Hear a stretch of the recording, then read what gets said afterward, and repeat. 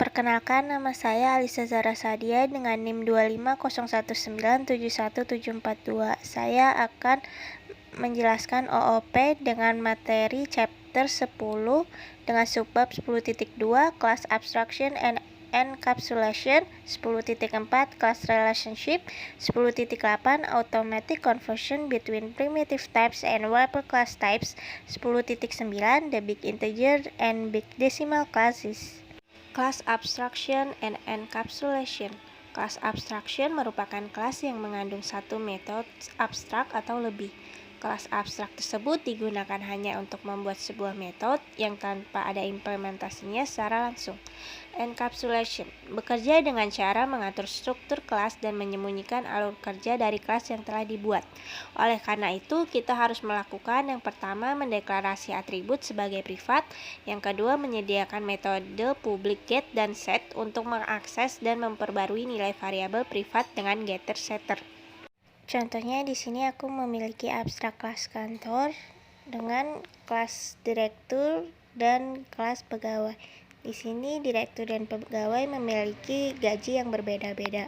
Di sini aku udah membuat abstrak kelas kantor dengan atribut nama dan udah menggunakan getter, setter, dan abstrak get gaji. Selanjutnya di kelas direktur aku sudah privatin atributnya seperti gaji dan bonus, dan aku sudah membuat rumus get gajinya. Begitu juga dengan kelas pegawai, aku sudah privatin gaji dan membuat rumus get gajinya. Di kelas main kita tinggal masukkan parameter dari direktur dan pegawai. Habis itu kita print get gajinya dan run, dan hasilnya seperti itu. Class Relationship. Class Relationship ada 3. Yang pertama, Association. Merupakan objek yang independen tapi berelasi. Masing-masing objek memiliki jangka hidup mereka sendiri dan tidak ada yang namanya kepemilikan. Kedua, Aggregation. Merupakan relasi dengan model memiliki, di mana semua objek memiliki jangka kehidupannya masing-masing dan adanya sebuah relasi kepemilikan lebih dari satu. Ketiga, Composition. Merupakan relasi dengan model bagian dari. Masing-masing objek akan saling bergantung dan hubungan dari mereka akan menentukan jangka hidup masing-masing. Di sini saya sudah membuat kelas code, kelas kantor, kelas pegawai, dan kelas pekerjaan dengan atributnya masing-masing, dan saya sudah memakaikan construction dan getter setter pada masing-masing kelasnya. Di kelas main kita akan membuat association dengan memanggil kelas kantor dan kelas pegawai dengan memasukkan parameternya, dan kita print lalu run, didapat hasilnya seperti itu. Untuk aggregation jangan lupa kita uncomment dan comment association yang kita buat tadi, dan kita menggunakan vektor pekerjaan kerja sama dengan new vector, dan kita add vektor-vektor tersebut ke pekerjaan dan membuat parameter.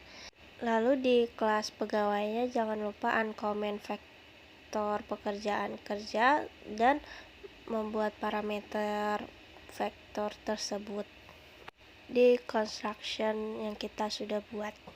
Kembali ke kelas main, kita panggil kelas pegawai dan membuat parameternya. Untuk composition jangan lupa kita comment aggregation dan uncomment composition code kita.